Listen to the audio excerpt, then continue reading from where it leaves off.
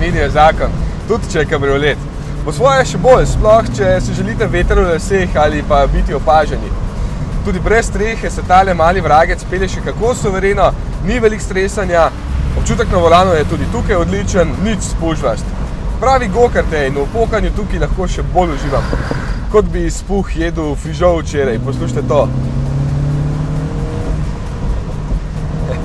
Kako poka.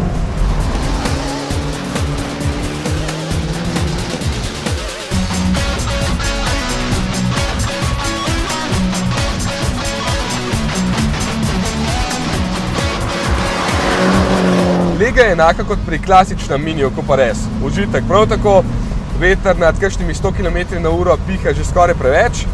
Tukaj zadaj se vrtinči in bi moral imeti vetrno zaščito, potem bi bilo dobro. Vse je tam le v prtljažniku in se nočem ustaviti, da bi jo namestil. In še enkrat moram pohvaliti 2-litrski turbo, ker s slabimi 200 konji res lepo vleče. Pa tudi menjalnik, kljub temu, da je samodejni, res lepo dela. Ampak vem, da boste fanatiki izbrali ročni.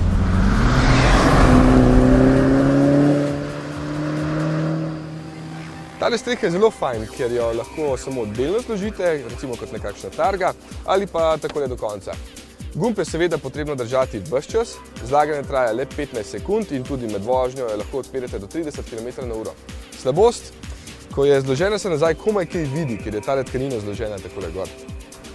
Ostalo je torej enako drugim minijem. Hitro te zasvoji, ob ceni bi se pa narja kar zjoku, tale stane skoraj 45 jurjev.